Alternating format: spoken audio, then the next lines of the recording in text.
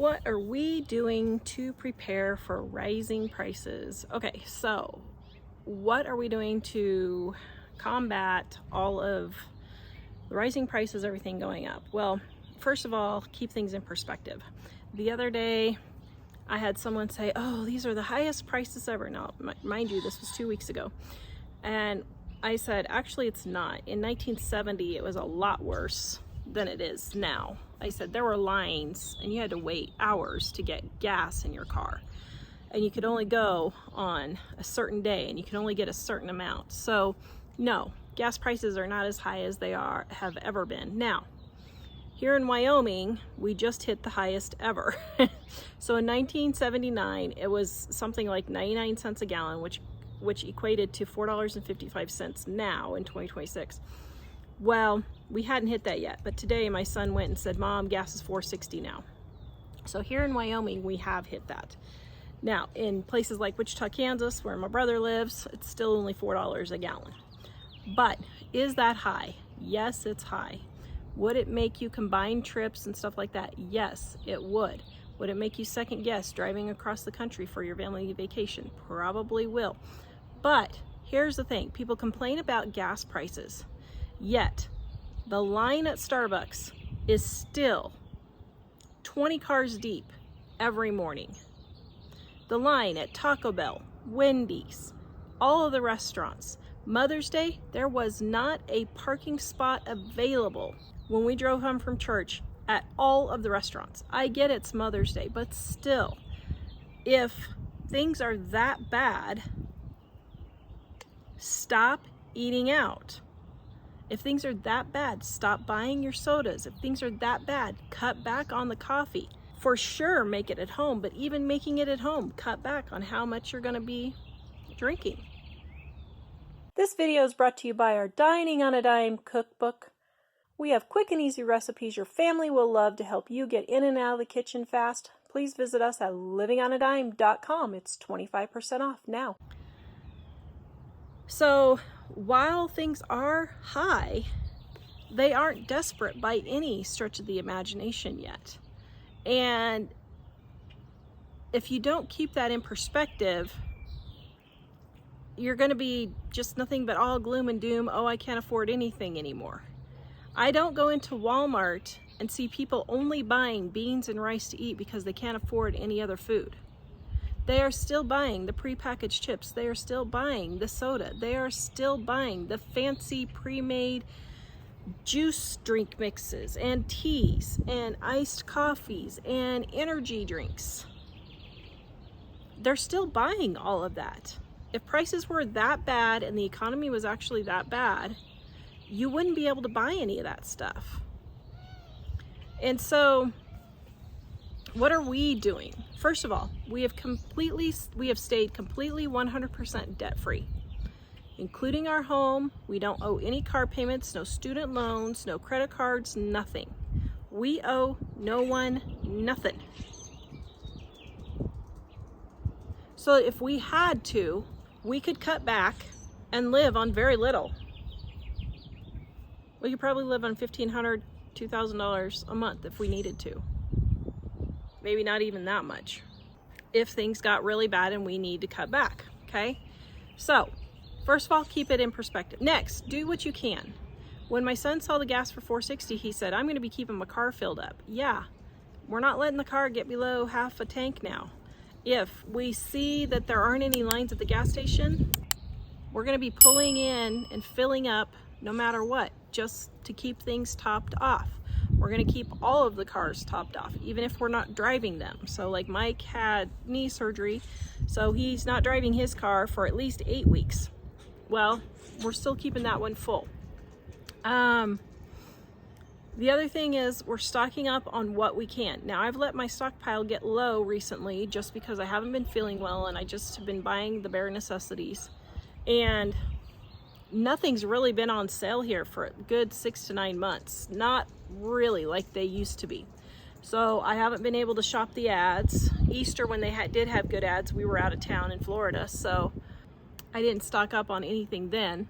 So I'm gonna be stockpiling, getting my stockpile back up, I still have quite a bit of food left, so we would be fine for several months if we needed to. So I'm not really that worried about it. But like Mike said, that they saw or that they think that the wheat harvest is going to be the worst that they've had since the 1970s. Okay, so they're predicting that. We aren't getting any rain, so I'm probably going to go make sure that I'm stocked up on flour. Even though I'm gluten-free, the rest of the family isn't. So, you know, I can just eat the rice and everybody else can eat, you know, biscuits and stuff. So I will probably stock up on things like that. Make sure we have our medications stocked up. Make sure with Mike's knee, he's been going through a lot of painkillers. Like, he's been eating ibuprofen and Aleve like it's candy. Almost a year now. So all of my ibuprofen stash and all of that is kind of getting low. So I'm going to make sure that I have a good amount of that in case we need it. Most of all, we're not panicking. We have been through this before and we've heard this before, so we are not panicking. We lived on $9 an hour with 2 kids, and our house payment was 65% of our income. We had 2 house payments at the time. We were renting and we still had our mortgage on our house that we couldn't sell. And so out of the $1,200 a month Mike was bringing home, $900 of that was going to house rent and mortgage payments.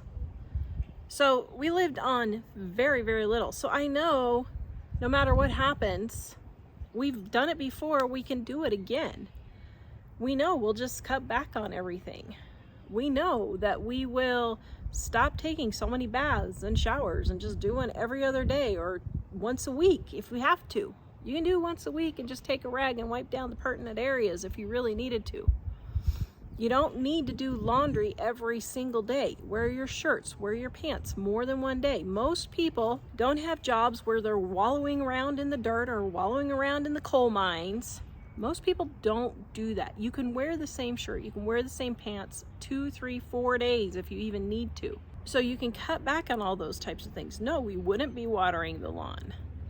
We wouldn't be getting any pets.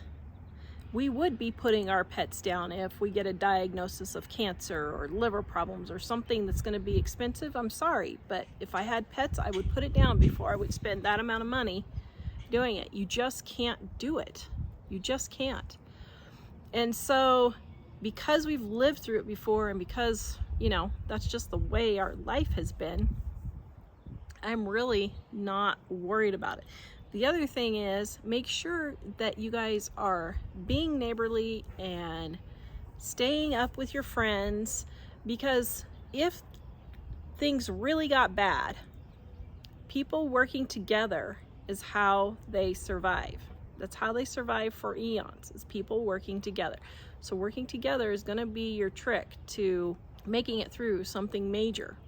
Now, do I think we're going to get hit by a nuclear attack or anything?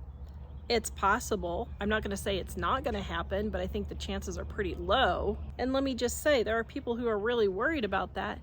Listen, if we get nuked, there's not a whole lot you can do. There's just really not. I mean, you can do so much, but you know, it's every man for himself at that point. You're just going to have your friends and your neighbors, and you guys are just going to have to do what you can to make it through. So we don't really worry about those things. We just wait and see. You know, the Bible talks about wars and rumors of wars. Well, it's happening all the time. And if I sat and worried about that every second of every day, like there are people who are literally doing that, I would never get anything done and my life would be absolutely miserable. So I don't listen to that nonsense. I fight back on that nonsense, to be honest, when people are spewing it all over the place, because frankly, it's just ridiculous to be going around saying the sky is falling. Yeah, things could get bad, but the chances of it happening are really low. So that's my 2 cents on what I think about what's happening right now. Go visit us at livingonadime.com. We'll see you guys next time. So we have baby birds all over the place here. We've got at least 4 baby birds nests, and I'm watching the mom. I think another one just hatched, so I'm gonna go over and I'll see if I can get you guys a shot of it. It's pretty cute. Okay, so Birdie is sitting on the nest, so that tells me that probably they're still in there. I dare try.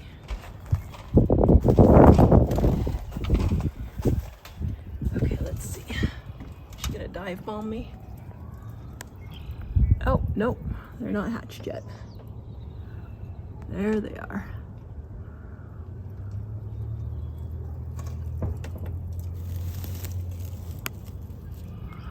She's got 5 of them in there. Wow.